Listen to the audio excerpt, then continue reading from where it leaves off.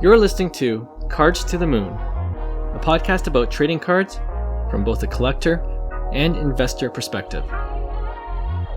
We hope you'll stick around for the ride as we take a deep dive into the state of the hobby, share some hot takes, hopefully some useful advice, and fun stories along the way.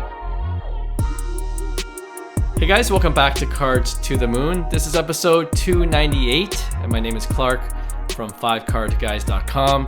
You can also find me at 5cardguys on Instagram, YouTube, and on Facebook. And for this episode, we got our good friends Will and Roy back on the show as co-hosts. So yeah, let's get right into it. Off the top, we have a record-breaking sale for a Topps Now card, and it's the Stephen Curry 2024 Topps Now Olympic, the quote and unquote night 1/1 autograph card, which was graded a PSA 1010. And if you haven't heard already, it's sold for $518,500. I believe it was on crazy. Golden Auctions. Pretty crazy. Now I bring this up because I remember not so long ago, maybe a year or even 2 years ago, we thought Topps Now was pretty cheap and chintzy, right? We would make fun of Topps Now. What are they doing? All of a sudden, I feel like everything's changed with all these super high-end sales, and in particular with Fanatics kind of taking over and just kind of making Topps Now into like just a totally new brand. So my question is, do we think Topps Now is officially cool? Yes? No? I mean, it's gotten better, that's for sure. I think the one thing that they have now going for them is the parallels with the autos, like the one-on-one chases. Right. That's huge. Because if you get a base, it's not cool. It's just like once you get that, parallel or the foil pack where you could open something, that makes it more enticing or more fun. But yeah, I mean, like I've bought more Topps Now cards in the past year than I have ever before. So right. it's getting much better. They're doing the right thing. They're going the right path. So you like that chase element? Yeah, of course. Who doesn't? Which card collector doesn't like that chase? Which gambling addict doesn't like that chase? What about you, Will? Yeah, I mean, we all bought in on that Kevin Durant, Steph Curry, right. LeBron Olympics one. They got 11 base cards. I remember you thought you had a good chance too, didn't you?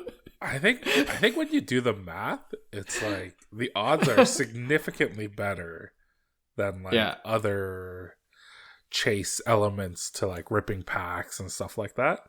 Mm-hmm. Like I forget what the calculation was, but I was like, guys, it's like a 1% chance or something like that. It's like of being a millionaire. Because you know how many have sold, and then you know how many you bought, so you know exactly your odds. Exactly. That's right. So I feel like the odds weren't even that bad. It's better. I think my argument was it's better than buying a lottery ticket, guys. We should all buy one and see what happens. Or we should all buy 10, and then our odds are going to be way better than the lottery. That's true. But alas, we did not. Actually, who got something? Jay got something. Our friend Jay. Yeah, he got a short print. Yeah, he got a short print and he sold it, and he made like a few $100 off that. So yeah, if you look at us as a group, we did really well.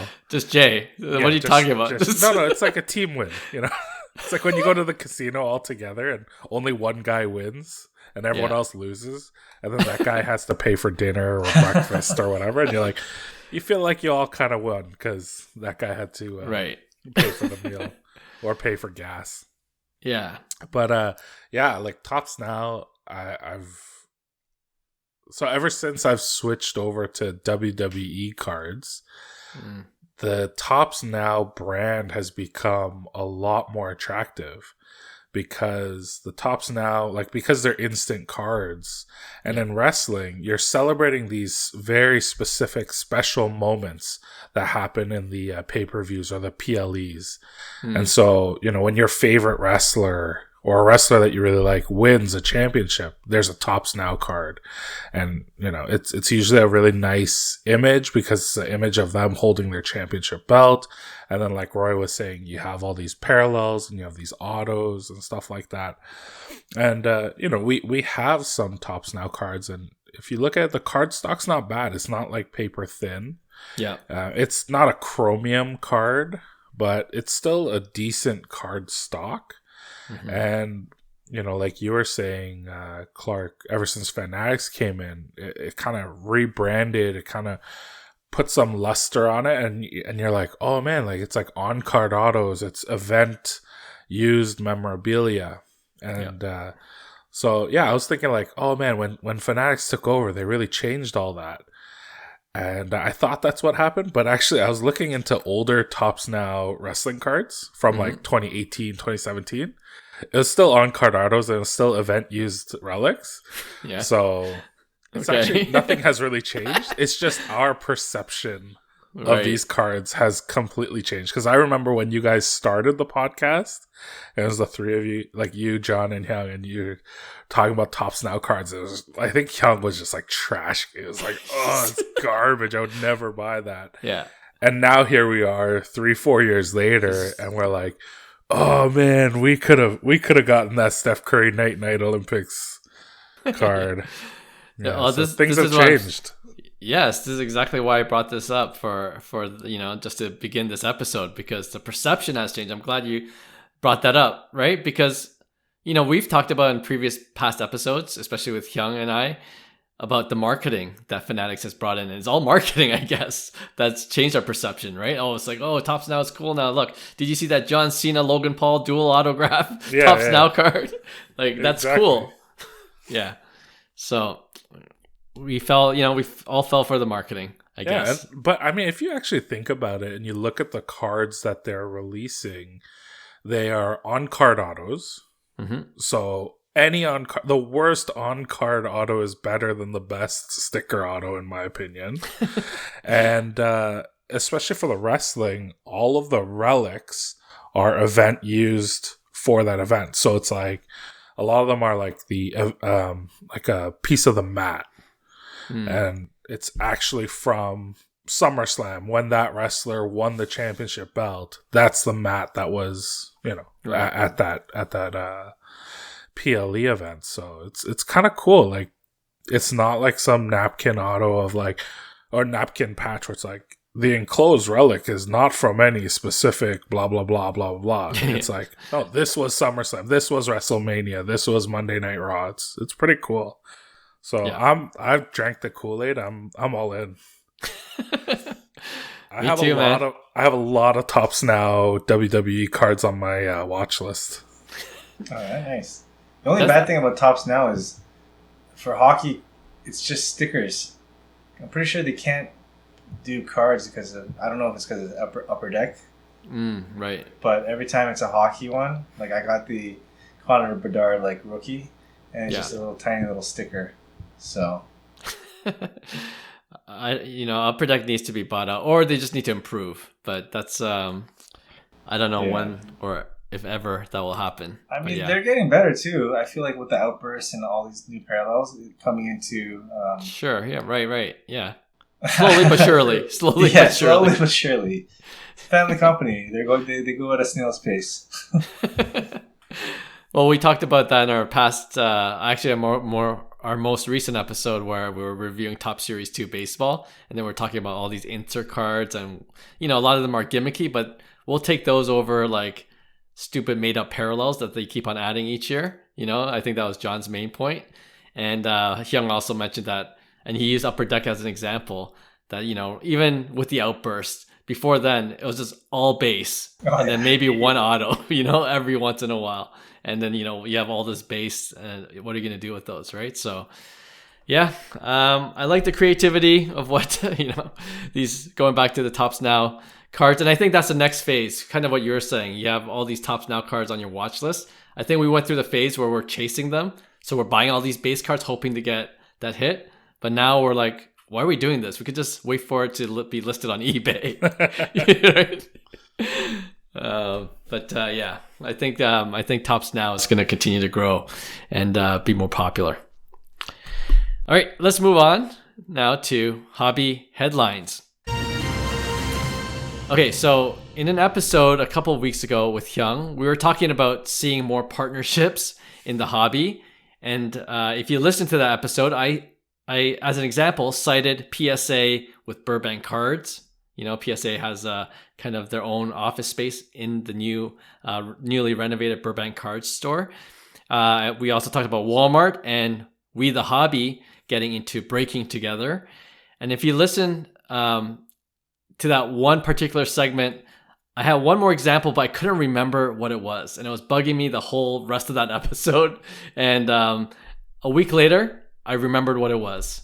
You know, and I wanted to save it for this episode with you guys. And it was the partnership between GameStop and PSA, right? So we already know that many of the GameStop stores in the US has become a PSA submission center. And, you know, you could drop off your cards to get graded to PSA. But recently, it was interesting to hear GameStop CEO Ryan Cohen say that they're pretty much doubling down on the hobby. And here's a recent quote from Cohen. Quote, "We're focusing on trading cards as a natural extension of our existing business. The trading card market, whether it's sports, Pokemon, or collectibles, is aligned with our heritage. It fits our trade and model. It appeals to our core customer base, and it's deeply embedded in physical retail." End quote. Now, before I turn this discussion over to you guys, I want to add that he also mentioned it looks like they will be pivoting even more to trading cards at the expense of what they're primarily known for right now, which is video games, right? So what do you guys think of this potential new strategy by GameStop, and do you think they'll be able to pull it off? Yeah, I think it's inevitable with video games going on, you know, the digital route. You know, PS5, they have versions that you can only buy games digitally. And with all video games kind of going digitally, I feel like what else can they do other than go down the route that is the most popular, which is, you know, trading cards, sports cards, TCG. And the way they're selling, like before they were selling blister packs for $7.99, and now they have the ability to charge whatever they want. I think they're like $9.99 now, so they're making, you know, their margins through upcharging to the customer.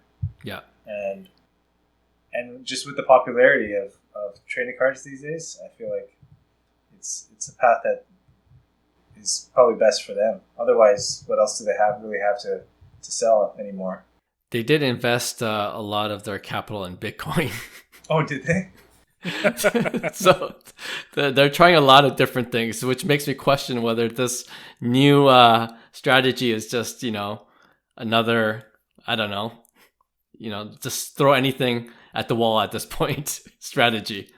But who knows? Yeah, I mean, there's no arguing that Pokemon cards, TCG, sports cards it's pretty popular now, and you know, we're bullish on the hobby, so it might be a good plan. But I don't know. What do you think, Will? Yeah, I mean, it makes total sense. Like Roy's saying, everything's going digital. And in the video game world, like there's so many games. The most popular games that everyone is playing, like if you go on Twitch, like they're playing free-to-play games. And so, you know, you're not paying money to download Call of Duty Blackout. What's it called? Black Ops. Oh, not Black Ops. What's the thing Warfare? No, Warfare? Oh my gosh. It's been so long since I was allowed to play my PS5. The multiplayer. Oh my gosh, I watch videos like every day. Or like Minecraft, Fortnite, Marvel Rivals, even Counter-Strike. It's like all these games are all free to play.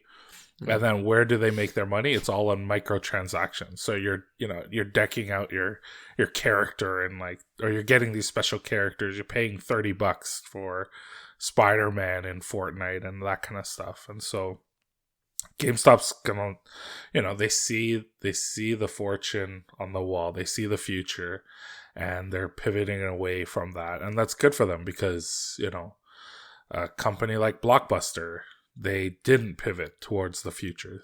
They didn't see what was happening, and they didn't pivot, and so good for GameStop for pivoting, for throwing whatever they could against the wall and trying to see what sticks.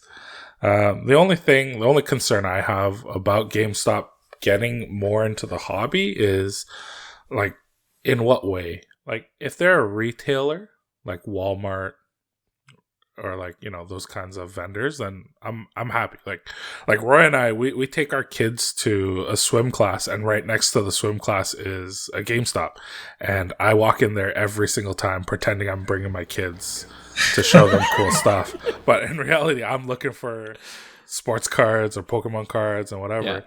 And so it's nice. It's like very easy to access. You just kind of walk in and you look if there's cards.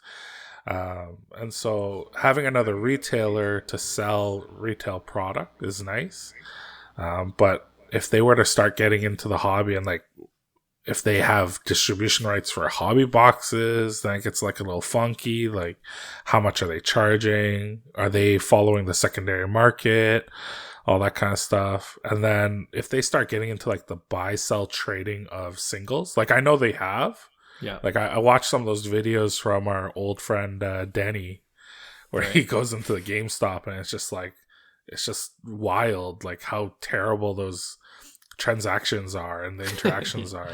Yeah. But it's like, it requires someone to be so well trained in that aspect of it, or for you to have a system that's so up to date that you could punch in PSA 10 Lewis Robert, and then you get an hourly updated price point of like what you should buy at and what you should sell at. But there's no way they can do that, Yeah. So no, those are good points. Yeah.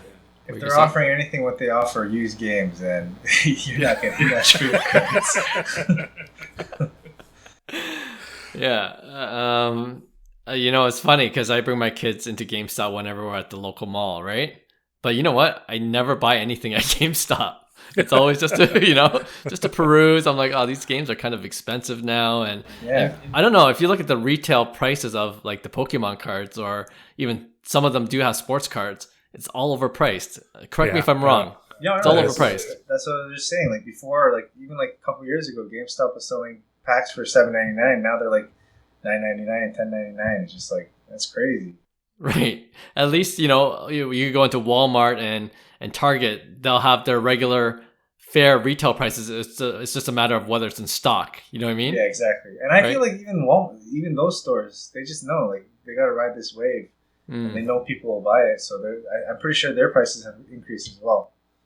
I've seen that for sure. Yeah. And it's a few of the Prisms and, the major products, right? Yeah.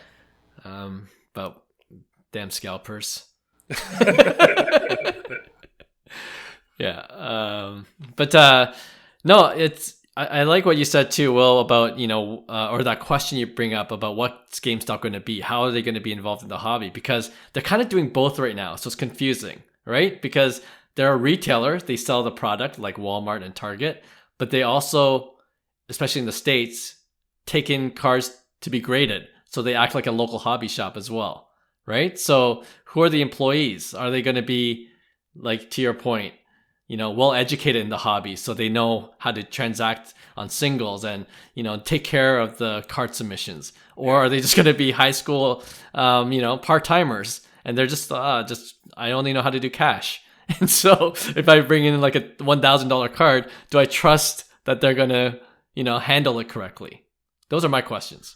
Yeah, that's exactly what I was going to say. There's no way I'm going to trust you to submit my card when I eat, sleep, drink, just consume the hobby.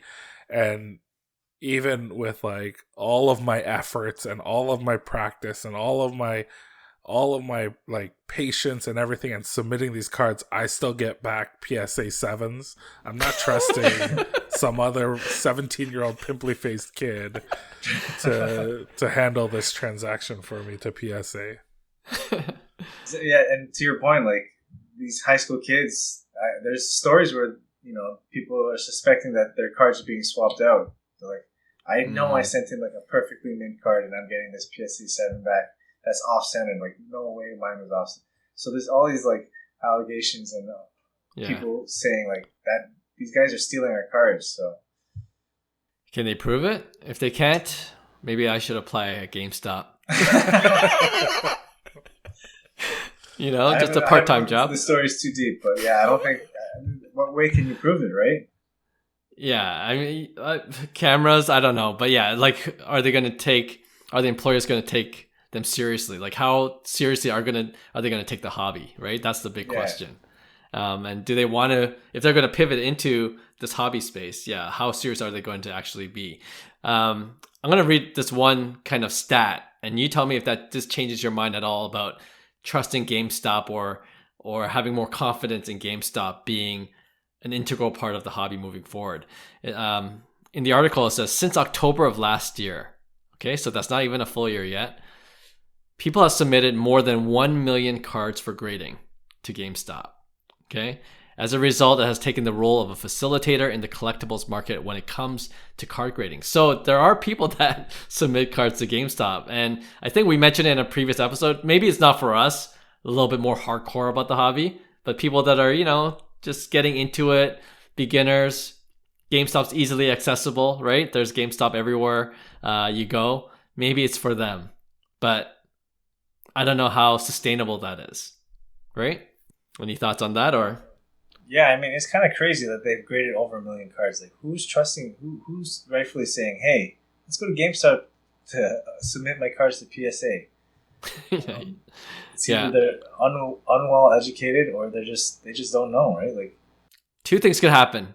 Either GameStop's going to get better, and they're going to take it seriously like we're just talking about, or the customers are going to get smarter and then start going to local hobby shops instead moving forward. I mean, is 1 million even that much? Because what do they make off that? Like $2 a card? That's true. Like, is it even worth it for GameStop to be doing this? Like, it's like when I find myself like going through like dollar boxes or like 50-cent boxes and 25-cent boxes and spending like 30 minutes there, and you're like, what am I doing with my life? They're definitely making more money and then so $2 a card. And they're paying the employees the exact same. They just have to do more work, right? It's just more responsibility put on these teenagers. I love how we assume they're just teenagers that work at GameStop. Go in there. They don't look like teenagers. The last, to be honest, they look like they're in their 30s or 40s. Yeah. But I gotta say, our local GameStop, I love the dude who's there. I don't know his name.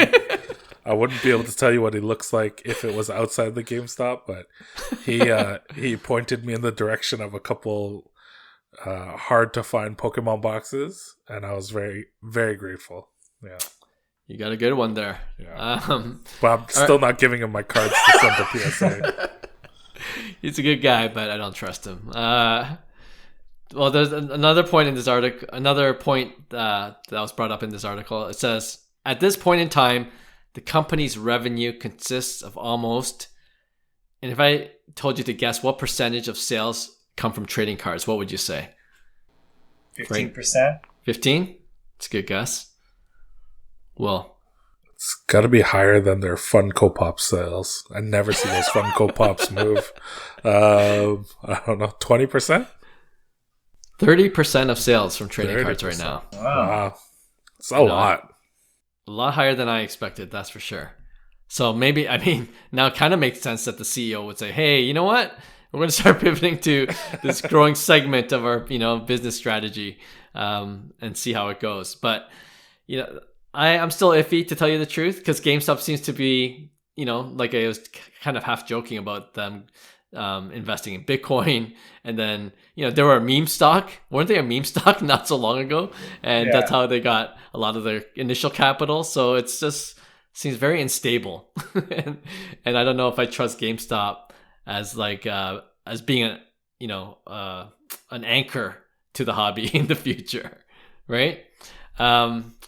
Yeah, so I'll read this one last quote and then we'll go on to our next segment. But in the article, it says, along with sports cards, GameStop's plan to focus on Pokemon cards will also highlight the growth of this product in the market.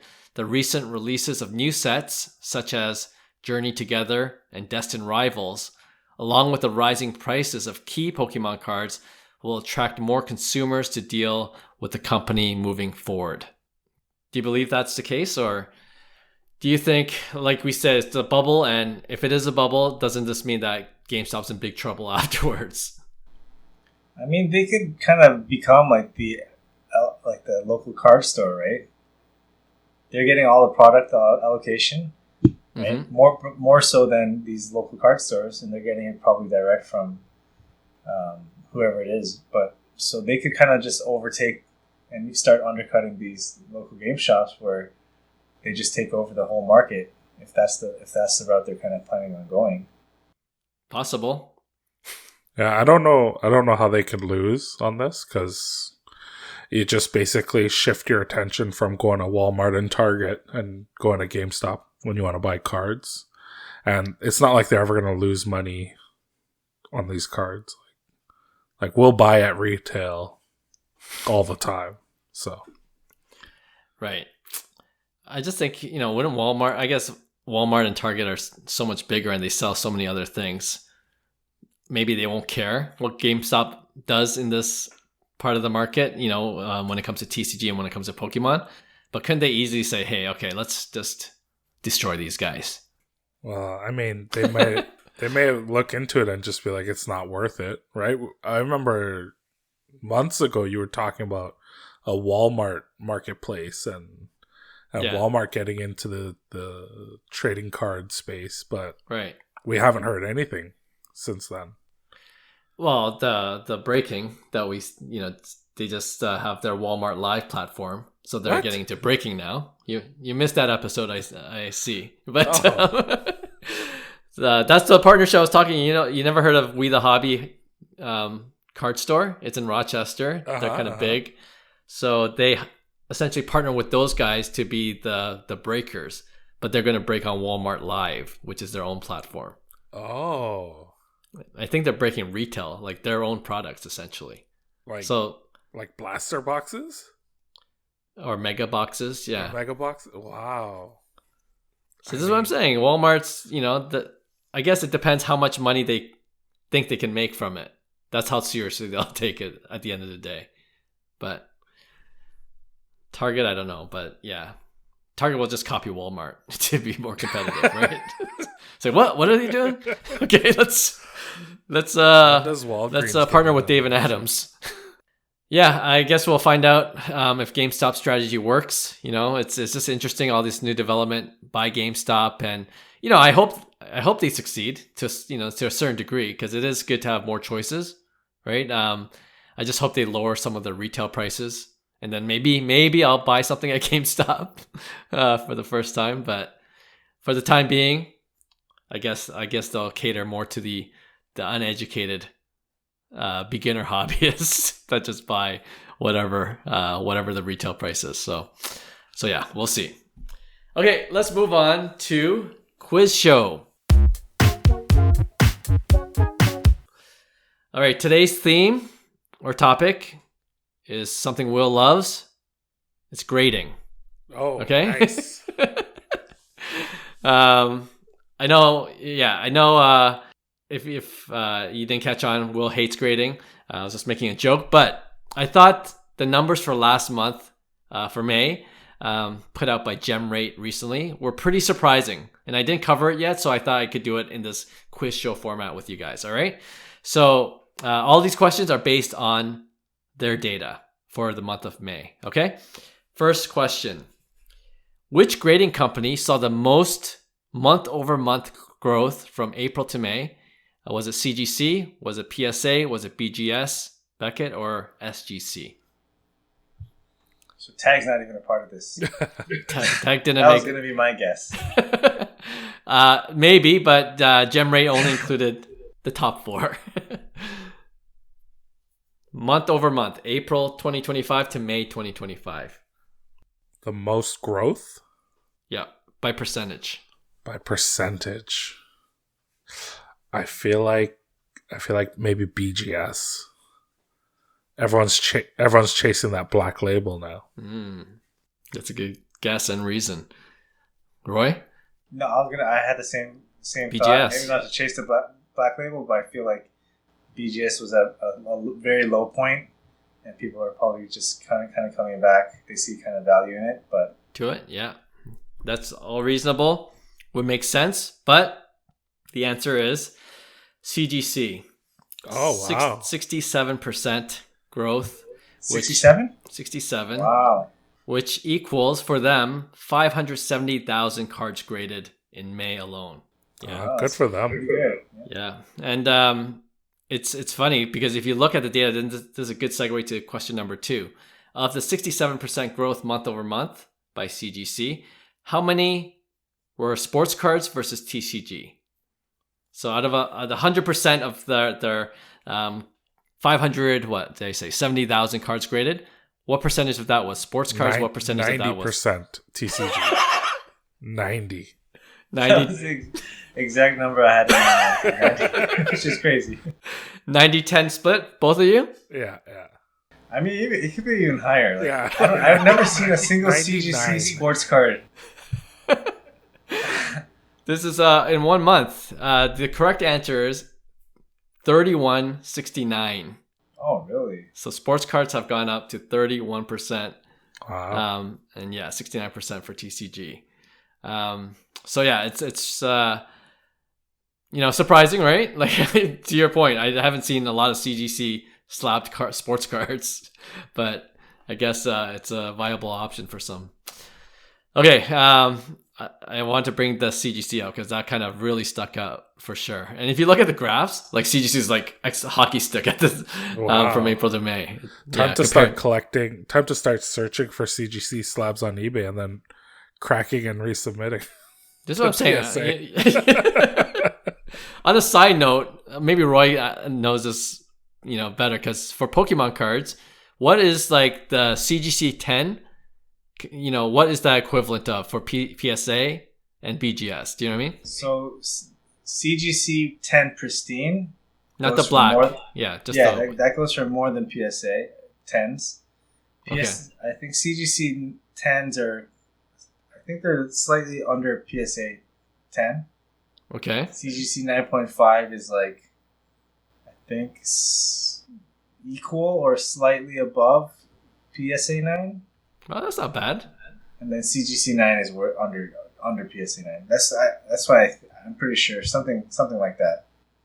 Okay, so CGC 10, like the white label CGC 10, not the pristine. That's like just under PSA 10 comps. Yeah, I think it's, depending on the cards, like well under, but above or equal to PSA 9. So in between. Yeah. I don't know. I think there's a play there. CGC 10s.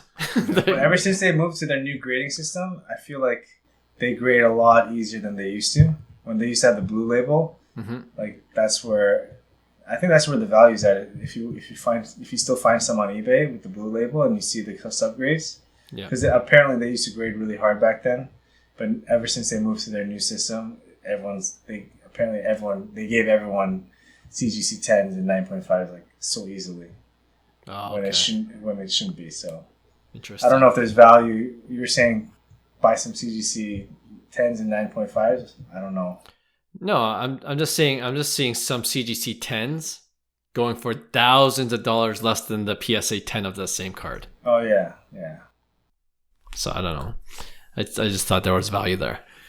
Anyway, I'll talk off air because I have a card that I don't want people to snipe it from eBay. All right, next question. Which athlete saw the most cards graded in May? And I'll give you multiple choice, okay?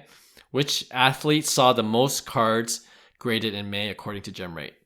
Jaden Daniels, Michael Jordan, Bo Nix, or Caitlin Clark? Ooh. I'm going to go Caitlin Clark. Who's the first one? Jaden Daniels. Jaden Daniels? Yeah, I'll go Jaden Daniels. Okay, the correct answer is Jaden Daniels, almost 30,000 cards graded in May. Yeah. Any reason why you chose Jaden Daniels? Was that? I've heard the name. Like, I don't watch this football, right? Yeah, Commanders QB. Curling. Yeah. It's curling. Yeah, so I heard he was the guy this year. So Yeah. 30. Yeah. He's like the only rookie, right? Out of that whole class of. Bo Nix was a rookie. I've never heard that guy. That's why he didn't guess Bo Nix. That was easy scratch off right there. See, he's not just a Pokemon guy. Jaden Daniels, 29,400. Second was actually Michael Jordan. 15,100 Jordan cards were How are there submitted. still Michael Jordan cards? Well, everyone's like finding some, Michael Jordan cards, even though they're probably most of them are worthless, but you never know. In a high grade, it could be worth something. And then I read those in the order, actually. Jaden Daniels is number 1, Michael Jordan, Bo Nix is 3rd, and Caitlin Clark's 4th. All right, 2 more. Which TCG or sports cards were the most graded by each grading company? Okay, so PSA, what did they grade the most of? SGC, BGS, and CGC. Is the answer Pokemon for all 4 of them? I mean, SGC probably not. I would say baseball's SGC, Pokemon, or TCG, probably the rest of them. Okay, what do you say, Will? Yeah, I think it's got to be Pokemon for all of them, except maybe SGC. I don't know. I'm so disappointed in SGC, guys. They're dying a slow death. Ever since they got bought out by the same company as PSA, it's like, what is even the point now? I feel like we knew this would happen, though, right? Like, I feel like we must have discussed this. I tried really hard to be an SGC fanboy. You remember the early days? Like, I was sending everything to SGC. Me too. It's like the money was never there. Yeah. The slabs don't fit in my suitcase, in the slab case. That was the beginning of the end for Will. Yeah, when it didn't fit. It's like, what do you mean it doesn't fit? It's just like, But yeah, SGC, maybe like something vintagey. Yeah. You guys you're doing well on the quiz show. You're absolutely right. SGC was baseball. Roy, you got that right on. And everyone else is TCG. So PSA, they graded 1.01 million TCG cards in May alone. Just in May? Wow. Just in May. SGC graded 61,600 baseball cards. Only 7,800 Pokemon cards. No one's sending it over to SGC. Oh my god, who are those 8,000 What's people? worse, sending Pokemon cards to SGC or to GameStop? Yeah. This is correlated. Beckett, 33,000 to TCG. Probably the black label chase, right? And CGC, we already knew, 393,000 TCG cards. So TCG taking over. Wait, does that mean CS? What was it? CS CGC. CGC is the second most submitted. Mm-hmm. Wow, look at them go. Does that include like the comic side, comic books, and all those kind of? I think it's just trading cards. Good for them. Yeah, 1.05 million for PSA in May. 300. Nope, sorry, that's the 1.65 million for PSA total cards graded, both sports cards and TCG. 570K for CGC. Third is SGC, 145,000. And Beckett comes in fourth again, 59,000. Man. Pray Beckett. for Beckett. Beckett and Upper Deck need to do something. Thoughts and prayers going to Beckett. All right, last question. Which set saw the most month-over-month increase by percentage? Okay, so which set from sports? Let's divvy this up in sports and TCG. What do you think? Like you're saying, like Top Series 1? Yeah. Any sports, I guess. So this is harder for sports, but TCG, I'll give you a clue. It's a Pokemon set. Captain Obvious. It's not Magic, guys, okay? It's not One Piece. Doesn't it's it have Pokemon. to be the 151? From April to May, so month over month. So you know what? Another clue. It's all about timing, right? Release dates and things like that, because that'll come into play. So what's that set I'd called, say Roy? Prismatic Evolutions probably be number one for TCG. Mm-hmm. And for sports, Jaden Daniels. then Bowman. Did Bowman come out? Yeah, Bowman Baseball. Yeah, Bowman Baseball. Okay, good guesses. Will, anything different? I haven't paid attention to anything getting released besides WWE in so long. So So that's your guess. WWE. it's definitely not WWE. Although Uso, baby. Card Ladder showing a nice little hockey stick increase in wrestling cards, but I'm gonna go with Prism Football. Mm-hmm. That's And my guess. for TCG? Oh, anything? TCG, whichever one. I don't know the names. I thought it was called Prismatic? 151, but Oh, 151. Okay. No, that's a guess? Yeah, no, that's no, a guess. that's not the one. I think it's the Prismatic one. Okay, Prismatic. Terastal All right. Festival? Is that the Japanese version? That one. The American one. I mean, the North American one. So Prismatic. That's what it's called. Yeah. We just did a full circle with Will in 5 seconds right now. You know what? Everyone else will appreciate this because you guys have gone deep into Pokemon, and I'm still, me and the rest of the listeners, we're still trying to figure it all out. I feel like you're pretty deep, Will, to tell you the truth. But Yeah. I don't know what you're talking about. Every time we get that message from Roy to queue up, we're both on it. Okay, so no one else in our WhatsApp chat group is. So I think we're both deep. But anyway, the sports one was a pretty good guess. It was actually Prism, but it wasn't football. It was basketball. 2024 Panini Prism basketball. And then for Pokemon, it was 2025's Journey Together. Journey Together. 21,000 cards submitted in May from Journey Together. So there you go. We did our grading update in a quiz show format. I hope you guys learned something new. But yeah, some interesting numbers, and we'll see what June brings, which is in 2 weeks. Okay, let's finish off our episode with our regular weekly segment we call Pick One. All right, so I usually ask Hyung to start things off, but Will, you're my go-to guy when Hyung's not here, so you want to start things off for us?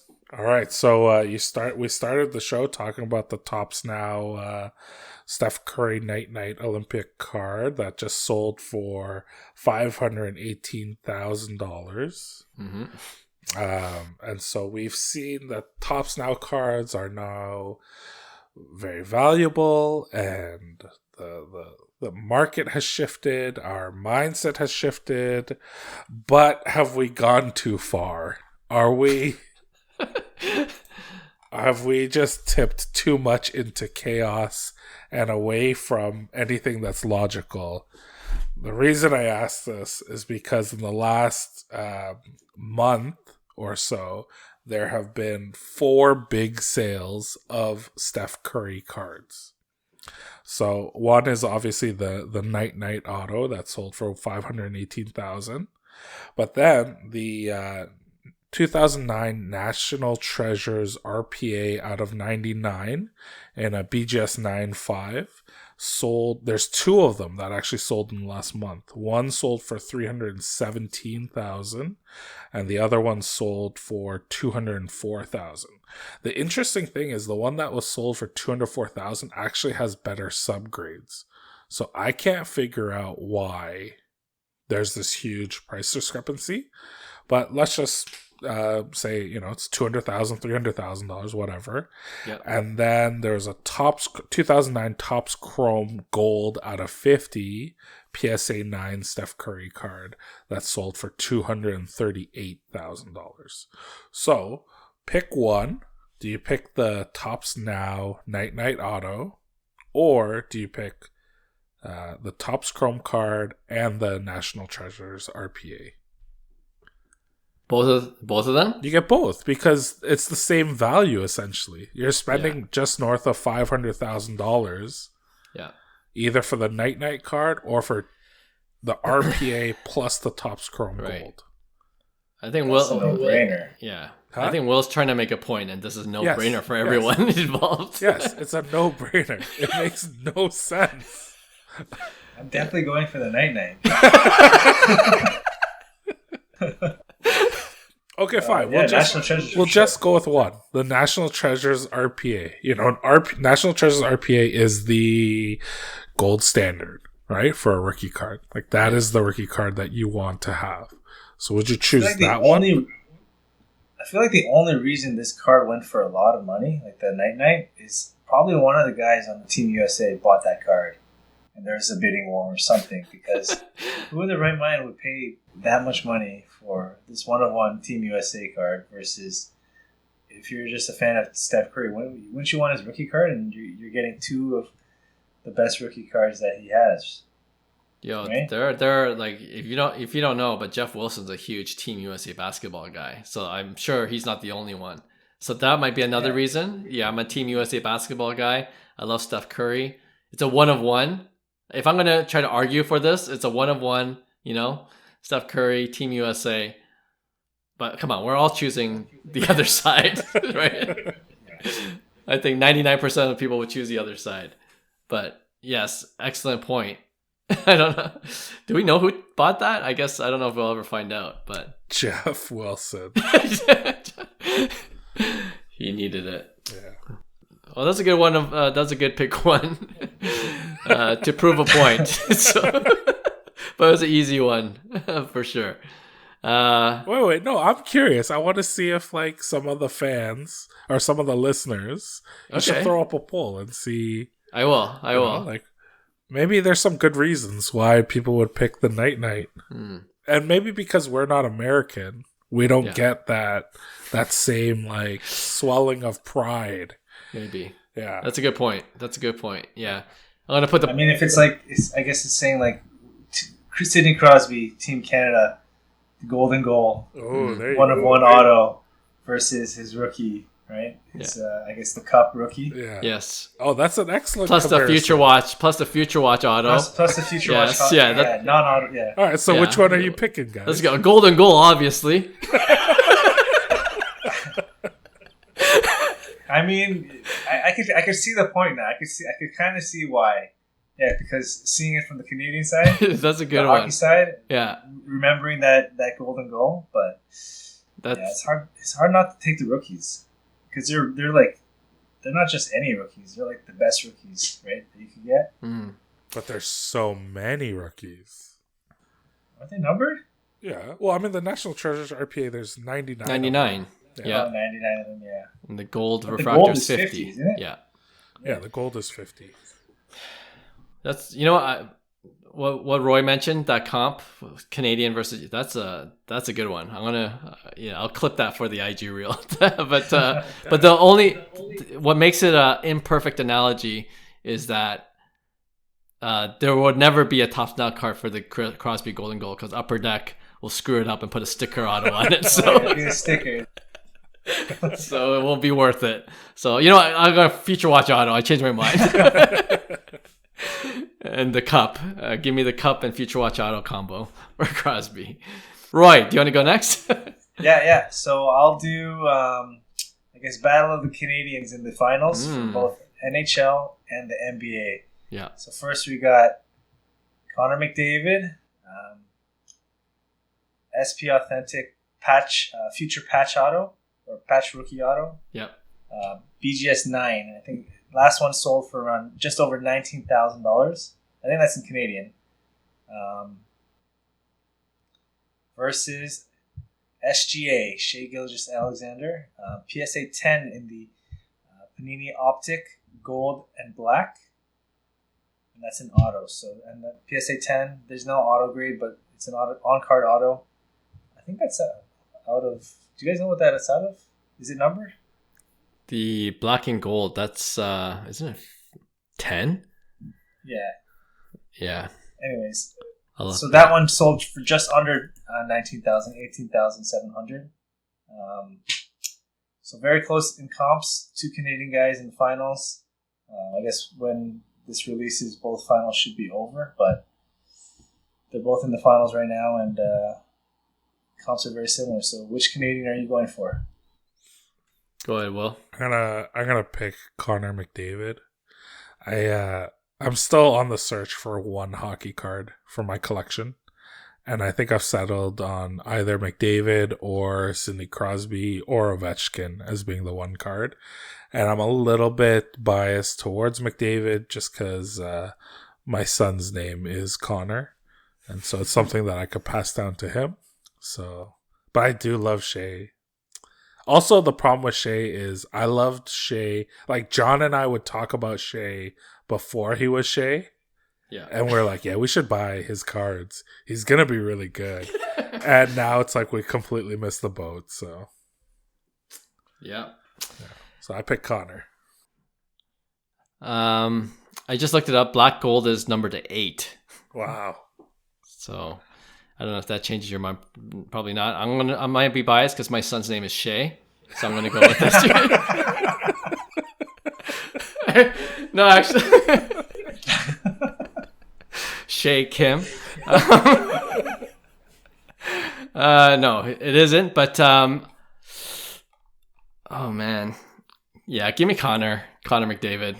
Connor? Yeah, I think the patch does it. The patch and the on-card auto. Yeah. If it was just an auto, like if it was just a regular Future Watch, not the patch auto, and you know, Future Watch auto is obviously numbered to $9.99. This is numbered to $25, so it's pretty. It's more exclusive than the regular Future Watch auto, and with the SGA's card, you know, it's kind of like Panini, right? Like it's the same thing with Donruss. There's so many different parallels. And we didn't even know this one was numbered to 8. It's like this is a random number. So I don't think it's one of the, although it's very rare, obviously, numbered to 8. It's not one of the more popular parallels, right? So, yeah, I'm going to go with the patch auto of McDavid.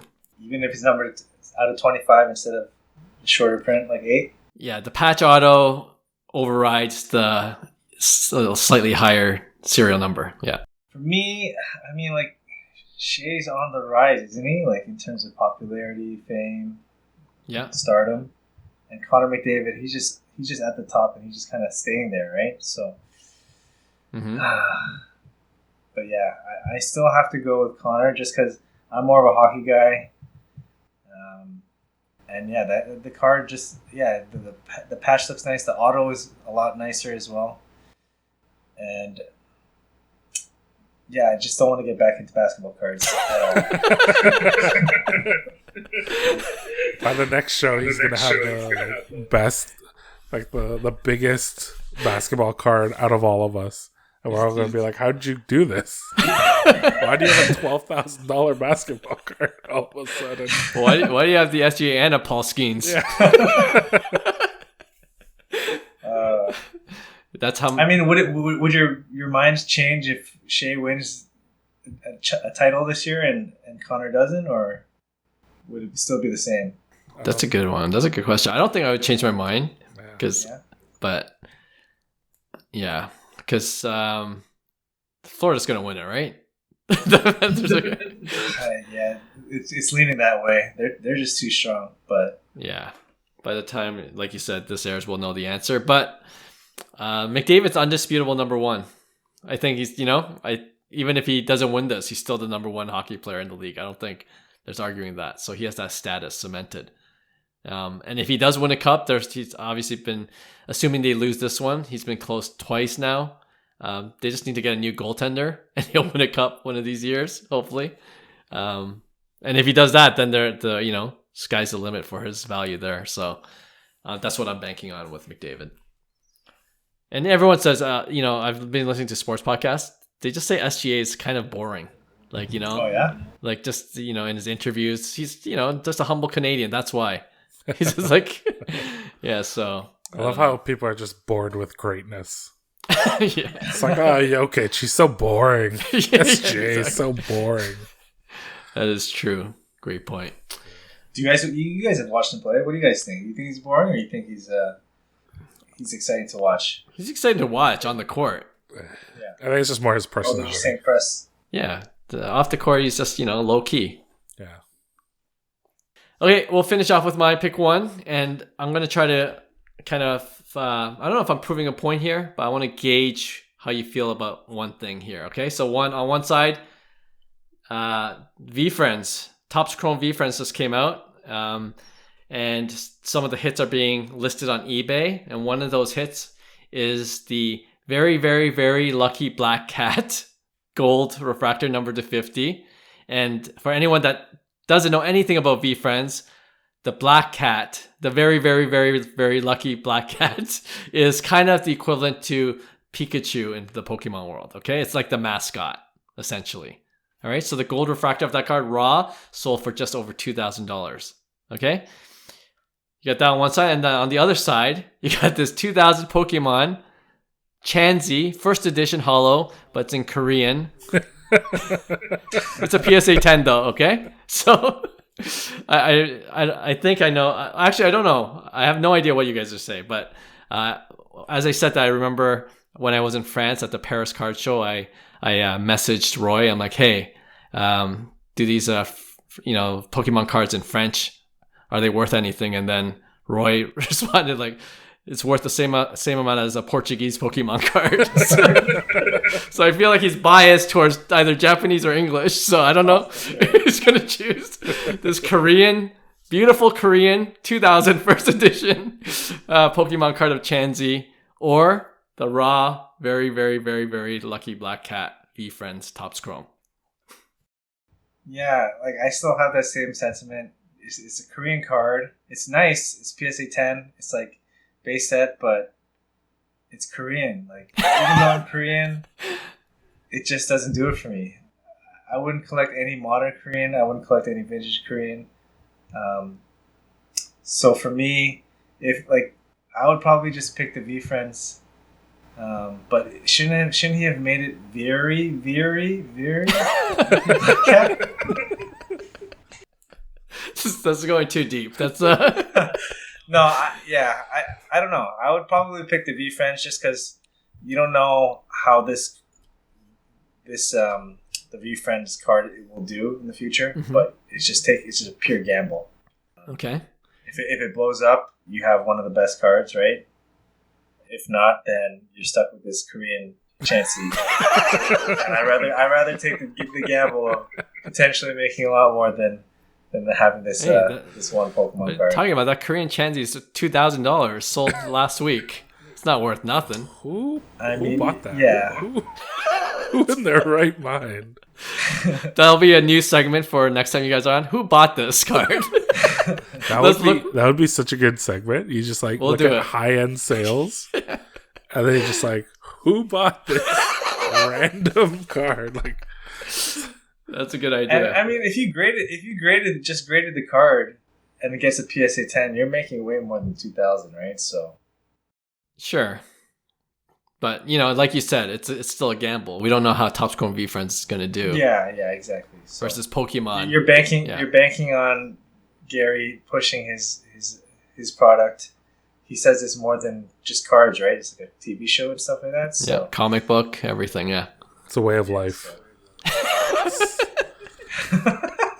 It's a philosophy. It's a religion. It's gonna be everything. Yeah, just gonna bank on Gary V just pushing his agenda on the V-Friends name. Mm-hmm. Okay. If it does well, then hey, you got a pretty good card in your hands. Wow. Okay. I feel like the Korean base set, like, you can get it for cheaper when the market's not so hot. Interesting. I feel like somebody just misread. They didn't even read the title. They just said, "Oh, he's Japanese. Yeah. I'm gonna buy this." I don't want to claim racism, but I feel like they saw this foreign writing and they're like, "Hey, I think it's the Japanese set. This is a deal. Yeah. I got a discount on this card." Will, what are you doing? I'm 100% picking the Gary V card. Wow. But okay. I was kind of curious. Did you pick Chansey? Like, why did you pick the Chansey? Was it just because, like, dollar for dollar, they were kind of at the just same the comp. level? Purely the comp. Because Chansey as a Pokemon is, like, related to luck. Okay. Like in the game, like it's very hard to find a Chansey, like in the original game. Yeah. And that Pokemon, like when you look at the Pokedex and whatever, it talks about how if you have a Chansey, it's a sign of good luck and fortune. Mm-hmm. And so that's why it's called Chansey, right? And so I thought, oh man, Clark's on so many levels. Very, very, very, very lucky cat. Oh versus this lucky Chansey. So I was giving you so much respect. I'm gonna re-edit this and then I realized make it look like I'm a genius. Yeah, you didn't think about that at all. You just picked the most random, the worst recorded sale of a Pokemon card of all time. Who bought it? Who bought it? We're definitely doing that segment next time. Next time you guys are on. Man. Oh, okay. I mean, I wanted to see like how much of a gambler you guys were in terms of Topps Chrome V Friends. If you guys were a believer in V Friends at all, so that kind of answers it. I can't remember if we talked about this the last time we were on the pod, or if we just talked in person about it. But that episode that you had with Gary V was so amazing. I was so proud of you. Thank you. Thank you. I was like, I remember listening to that episode and I was just like laughing while I was driving, and I was just like smiling ear to ear. Like I was just like, I could feel your excitement and I could feel his excitement. Like he was so invested, or he's just like a really good actor, which I think he probably is, right? He's a really good salesperson. So I was so impressed by him. I was so impressed by you. And that's what got me on the V Friends train. So thank you. Gary, I hope you heard that. Yeah. I got, you got one more person in the V Friends universe. Yeah. No, he mentioned, I don't know if you heard, I was his first interview talking about the Topps Chrome V Friends. Like he was kind of going on this tour, I guess, right, to promote it. Yeah. So I'm glad I was able to get him when I did. But a lot of fun. And we're recording this a few days before I head to the Fanatics Fest, hoping to catch him there because I know he's going to be there Friday, Saturday. So I'll update you guys on how that goes. Roy, did Clark send you the media pass for us as photographer and videographer? I didn't get one. He sent it to me, but unfortunately I can't go. I didn't get one. I knew you wouldn't go once all the WWE autographs are sold out on the first day. So, oh man, can you just take pictures of all the WWE stars you see? I'm so sad. I'll try my best, but they're gonna be there. They're gonna be there for sure. It'll be a lot of fun. I think they just added CM Punk just the other day, so nice. He'll be there as well. It's a sweep. I think we sweep all the pick ones today. So. Yeah. All right, it's a boring pick one, but points were made. Points were definitely made. Yeah. All right, always fun to have you guys on. I'm glad we're doing this kind of on a monthly basis. I know the fans appreciate it. Will, you got another positive feedback on Apple Podcasts. Will's been racking up a lot of these positive comments, and they think you're funny. I don't know if you heard Denny's podcast. I was just on his podcast last week, and he was saying nice things about you as well. So, oh really? I gotta listen to that. He's got a fan base. That's what I was gonna say. He's got a definitely true fan base already building. So, and especially with the Pokemon market, we still, Roy's our guy. So, we appreciate you lending your expertise to us on this pod. I get it wrong too, man. I sold that card, the one that you just picked up or traded for. And it's already up like 50% since I sold it. That was only like 2 months ago. So I don't know if I'm the expert, but no, come on. I enjoy doing it. Says the guy who's setting up at every show now, every month. Collectively, you're the only one keeping us afloat. Yeah. I gotta pay for my Hawaii trip, man, somehow. Roy's the only one that got cash flow going in the hobby right now. Yeah. So we could definitely still learn from you. But always glad to have you guys on. We'll have you guys. We'll try to schedule one again in July. But thanks to all our listeners and subscribers as well. We appreciate you guys. And we'll have probably a couple episodes where we kind of do a recap on Fanatics Fest when we get back next week or the week after. So that's something to look forward to as well. All right, we'll talk to you then with brand new episodes coming up in the coming weeks. Talk to you then. Bye. Hey, thanks for listening to Cards to the Moon. We'd really appreciate you subscribing to our podcast wherever you listen to your podcasts. And you can also connect with each of us on Instagram at 5cardguys, or you can follow Hyung at Integrity Sports Cards, or John at TradeU at Recess. You can also check us out at 5cardguys.com. Thanks again, and hope to connect soon.